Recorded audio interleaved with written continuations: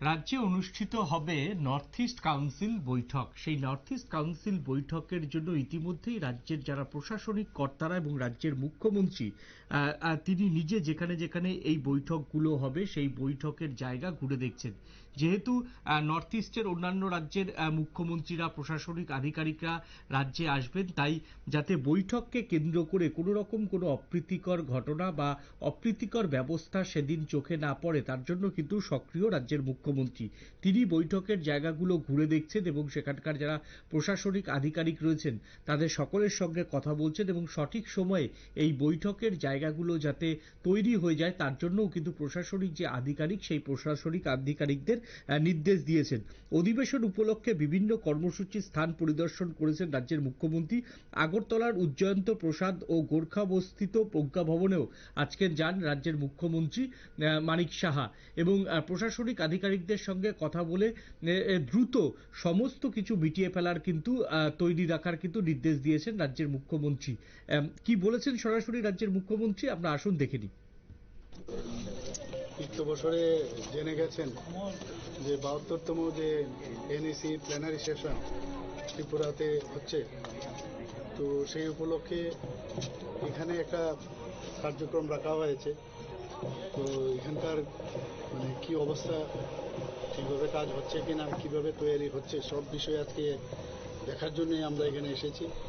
এবং প্রথমে কয়েকটা জায়গা ডিসিশন হয়েছিল যে ওই সাইডটাতে মানে এই ধরনের কার্যক্রমের একটা পার্ট ওখানে রাখা হবে, কিন্তু এখানে এসে আমাদের মনে হলো যে অন্য সাইডে করলে বেটার হবে। তো আসাতে এই সুবিধা হয় যে কোন দিকে হলে বেটার হবে, তো আমরা সেইভাবে সব জায়গায় দেখছি।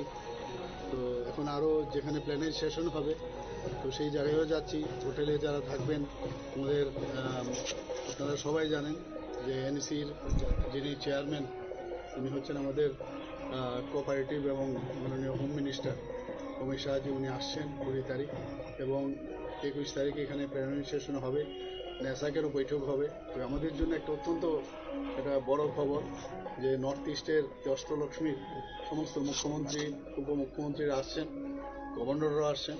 তো সেই বৈঠক চলবে এবং বিভিন্ন বিষয় নিয়ে নর্থ ইস্টের যে প্রজেক্ট এবং ডেভেলপমেন্ট নিয়ে কথাবার্তা হবে। আমি আশা করি যে এটা আমাদের জন্য অত্যন্ত খুশির বিষয় যে এখানে এই ধরনের প্ল্যানারি সেশন এবং নেসাকের মিটিং হচ্ছে। বাংলাদেশের সেনা প্রাক্তন সেনাদের হুমকি ত্রিপুরা এবং পশ্চিমবঙ্গ দখল করা, কিভাবে দেখছেন ব্যাপারটা?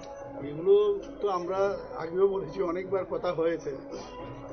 তো আমি আর কি বলবো, যারা যত বেশি গর্জায় তত বর্ষায় না, আমরা সবাই জানি। তো let them bark, no problem. একেবারে আপনারা শুনলেন যে রাজ্যের নর্থ ইস্টের অন্যান্য রাজ্যের মুখ্যমন্ত্রী এবং উপমুখ্যমন্ত্রী সহ তাদের রাজ্যের প্রশাসনিক আধিকারিকরা আসবেন, সঙ্গে কেন্দ্রীয় স্বরাষ্ট্রমন্ত্রী অমিত শাহ তিনিও আসবেন। তিনিও নর্থ ইস্টের উন্নয়ন নিয়ে এখানেই বৈঠক করবেন, যার ফলে কিন্তু রাজ্যের যে এই বৈঠকের জন্য রাজ্যের তরফ থেকে যে যে ব্যবস্থা নেওয়া উচিত সেই সমস্ত ব্যবস্থা কিন্তু নিয়ে নেওয়া হচ্ছে বলে কিন্তু জানিয়েছেন রাজ্যের মুখ্যমন্ত্রী মানিক সাহা।